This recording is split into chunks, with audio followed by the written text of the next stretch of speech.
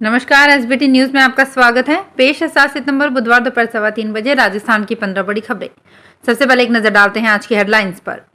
राजस्थान के गृह राज्य मंत्री राजेंद्र यादव पर आयकर छापा। सवाई माधोपुर जिले को मिर्ची उत्पादन से हो रही करोड़ों की आय। जैसलमेर में विदेशी पक्षियों का आना शुरू। उदयपुर होते हुए आबू रोड जाएगी राष्ट्रपति मुर्मू। और कृषि कॉलेज के लिए तलाशे भवनों की रिपोर्ट कलेक्टर को सौंपी। और अब खबरें विस्तार से। राजस्थान में मिड डे मील में कमाई पर राजधानी जयपुर समेत कोटपुतली, दिल्ली, महाराष्ट्र, उत्तराखंड, अन्य कई जगहों पर बुधवार को आयकर विभाग की टीम ने कार्यवाही शुरू की है। आयकर विभाग के अनुसार मिड डे मील में कमाई करने वालों पर इनकम टैक्स की छापेमारी चल रही है। अशोक गहलोत सरकार में गृह राज्य मंत्री राजेंद्र यादव और मिड डे मील कारोबारी समूह पर आयकर छापा पड़ा है। मंत्री राजेंद्र यादव की कोटपुतली में पोषाहार बनाने की फैक्ट्री है। कुल 53 जगहों पर अब तक आईटी की टीमें पहुंची है। करीब 300 से अधिक पुलिसकर्मी आयकर रेड में शामिल हैं। 100 वाहनों का भी आयकर रेड में इस्तेमाल किया जा रहा है। जयपुर जिले की कोटपुतली में भी छापेमारी की गई है। सवाई माधोपुर जिला राज्य के प्रमुख मिर्ची उत्पादक जिलों की सूची में शुमार किया जाता है। इससे जिले को करोड़ों की आय भी होती है, साथ ही हजारों की संख्या में लोगों को रोजगार भी मिलता है। अगर सरकार व जिला प्रशासन की ओर से जिले के मिर्ची उद्योग को बढ़ावा देने के लिए प्रयास किए जाए तो जिले में मिर्ची उद्योग की तस्वीर बदल सकती है। जिले की खंडार तहसील में मिर्ची का उत्पादन अत्यधिक होता है। जिले से हरी व लाल मिर्ची को जयपुर, दिल्ली आदि अन्य शहरों में भी भेजा जाता है। किसानों की माने तो जिले में हर साल करीब 3 टन से अधिक मिर्ची का उत्पादन होता है। इससे करीब जिले के 4000 किसान परिवार जुड़े हुए हैं। जैसलमेर में विदेशी पक्षियों का आना शुरू हो गया है। अमूमन अक्टूबर महीने से आने वाले पक्षियों ने सितंबर के पहले हफ्ते में ही अपना बसेरा डाल दिया है। इस बार अच्छी बारिश के बाद मौसम अनुकूल होने से हिमालय की ऊंचाइयों को पार कर कुर्जा पक्षी ने भारत में प्रवेश किया है। हजारों किलोमीटर की उड़ान भरकर कुर्जा अपने कबीले के साथ पहुंच गई है। अपने पूरे परिवार के साथ लाठी इलाके में बसेरा बना लिया है। अब अगले साल मार्च महीने तक यहाँ पर बसेरा रहेगा। ये सिलसिला कई सदियों से चला आ रहा है। मध्य एशिया और पहाड़ी इलाकों में तेज सर्दी की वजह से ये गर्म इलाकों की तरफ रुख करते हैं। राजस्थान इनका सबसे पसंदीदा इलाका है। राष्ट्रपति द्रौपदी मुर्मू की 2 दिवसीय आबू रोड दौरे को लेकर प्रशासन अलर्ट मोड पर आ चुका है। इसके लिए जिला प्रशासन ने कंट्रोल रूम भी स्थापित किया है। उदयपुर के डबोक एयरपोर्ट से ही आबू रोड का कार्यक्रम के लिए जाएंगी। राष्ट्रपति की यात्रा को लेकर उदयपुर समेत आसपास के आदिवासी विधायकों में भी खासा उत्साह है। वे भी राष्ट्रपति की आगवानी को लेकर पूरी तैयारियां कर रहे हैं। जानकारी के अनुसार 11 और 12 सितंबर को राष्ट्रपति द्रौपदी मुर्मू की प्रस्तावित यात्रा को लेकर जिला प्रशासन और पुलिस अलर्ट मोड पर है। राष्ट्रपति 11 सितंबर को महाराणा प्रताप हवाई अड्डा डबोक से आबू रोड जाएंगी। 12 सितंबर को वापस एयरपोर्ट से होकर दिल्ली लौटने का कार्यक्रम है। हालांकि इस कार्यक्रम को लेकर अब तक कोई भी औपचारिक जानकारी नहीं जारी की गई है।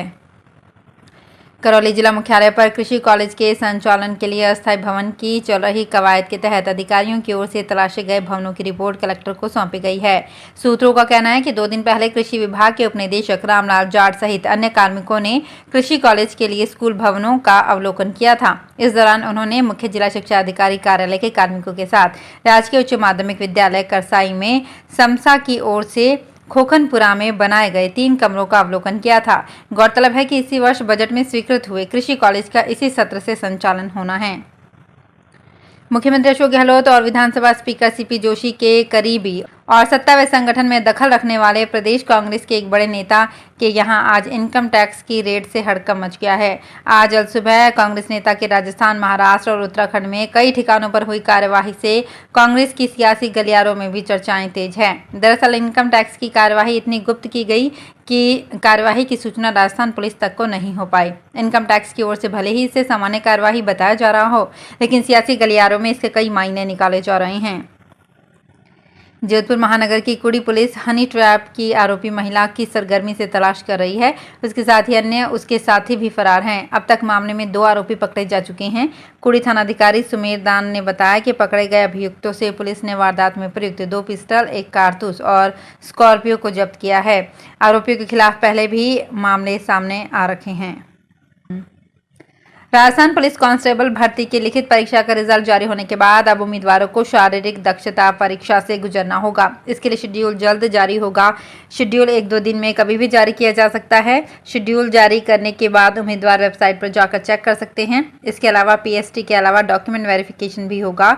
अभ्यर्थी को अपने शैक्षणिक योग्यता के सर्टिफिकेट के अलावा कैरेक्टर सर्टिफिकेट भी लाना होगा। इस भर्ती के जरिए राजस्थान में कांस्टेबल के 4,388 पद भरे जाएंगे। जीतो जोधपुर चैप्टर की ओर से 16 से 18 सितंबर के बीच होने वाले नेशनल यूथ कॉन्क्लेव की पहली कड़ी में सर्वप्रथम स्टैंड अप कॉमेडी शो में गौरव कपूर ने अपनी लाइव प्रस्तुति दी। डॉक्टर एसएन मेडिकल कॉलेज में संपन्न कार्यक्रम में कपूर ने अपने अलग अलग अंदाज से दर्शकों को खूब गुदगुदाया।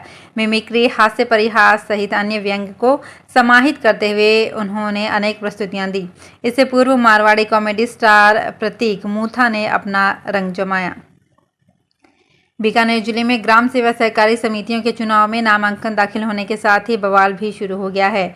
नोखा तहसील के जसरासर में 6 और पुगल तहसील की डेली तलाई में 9 प्रत्याशियों के पर्चे खारिज कर दिए गए हैं। इसे लेकर देर रात तक दोनों स्थानों पर समर्थकों का प्रदर्शन जारी रहा। जसरासर में शाम को 5:30 बजे बाद वार्ड नंबर 1 से रामेश्वर लाल जाट और वार्ड नंबर 6 से रामी देवी का पर्चा खारिज होने के बाद यहां दोनों के समर्थकों ने प्रशासन के खिलाफ नारेबाजी शुरू कर दी।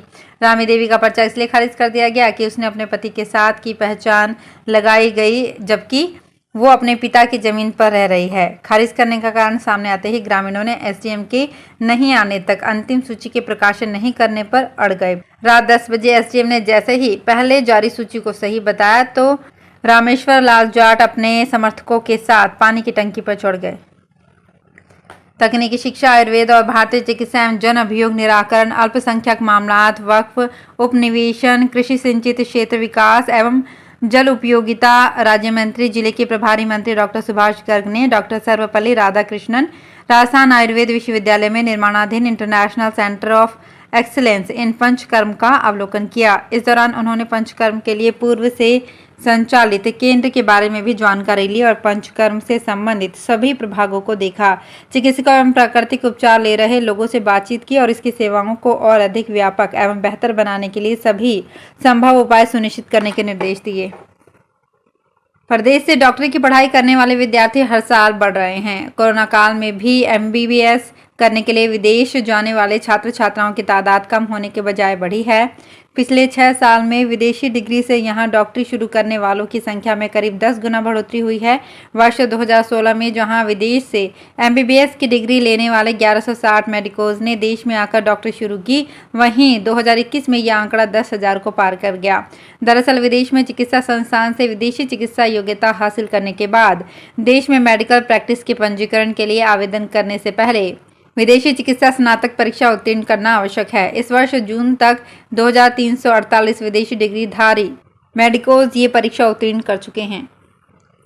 जोधपुर के जिला प्रभारी मंत्री डॉक्टर सुभाष गर्ग ने न्यू पावर हाउस रोड क्षेत्र में महंत राम प्रसाद महाराज बालिका छात्रवृत्ति वितरण व स्वास्थ्य योजना का लोकार्पण एवं मेडिकिंग डायग्नोस्टिक सेंटर का शुभारंभ किया। इस दौरान उन्होंने छात्रवृत्ति योजना के अंतर्गत जरूरतमंद व मेधावी 101 बालिकाओं को 11,11 हजार रुपए की छात्रवृत्ति के चेक वितरित किए।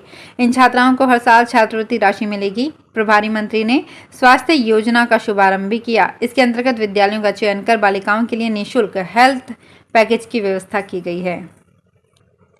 बीकानेर में जिला व यातायात पुलिस की अनदेखी के चलते शहर में जगह जगह अवैध बस स्टैंड पनप गए हैं। इससे शहर की यातायात व्यवस्था के साथ साथ शहर की सूरत भी बिगड़ रही है, जबकि यातायात पुलिस केवल हेलमेट, सीट बेल्ट और 3 सवारी के चालान बनाने में व्यस्त है। नतीजतन बसें खड़ी करने और सवारियां लेने को लेकर रोडवेज और निजी बस संचालकों में आए दिन नोकझोंक होती रहती है। भाजपा के बूथ अध्यक्ष संकल्प महासम्मेलन के सफल आयोजन के सिलसिले में प्रदेश भर के वरिष्ठ नेता व पदाधिकारी जोधपुर प्रवास पर पहुंचे। उन्होंने केंद्रीय गृह मंत्री अमित शाह के स्वागत व सम्मेलन के सफल आयोजन की तैयारियों पर चर्चा कर सुझाव दिए। कार्यक्रम के आयोजन की श्रृंखला में भाजपा प्रदेश महामंत्री एवं जोधपुर संभाग प्रभारी भजन लाल शर्मा 1 दिवसीय जोधपुर प्रवास पर पहुंचे। उनके द्वारा होटल लेक व्यू में व्यवस्था समितियों के कार्यकर्ताओं के साथ चर्चा की गई। तो फिलहाल इस बुलेटिन में इतना ही, फिर हाजिर होंगे कुछ और बड़ी खबरों के साथ। अगर आप भी अपने आसपास की छोटी बड़ी और महत्वपूर्ण खबरों से अपडेट रहना चाहते हैं तो सब्सक्राइब कीजिए हमारे चैनल एसपीटी न्यूज को और प्रेस कीजिए बेल आइकन पर।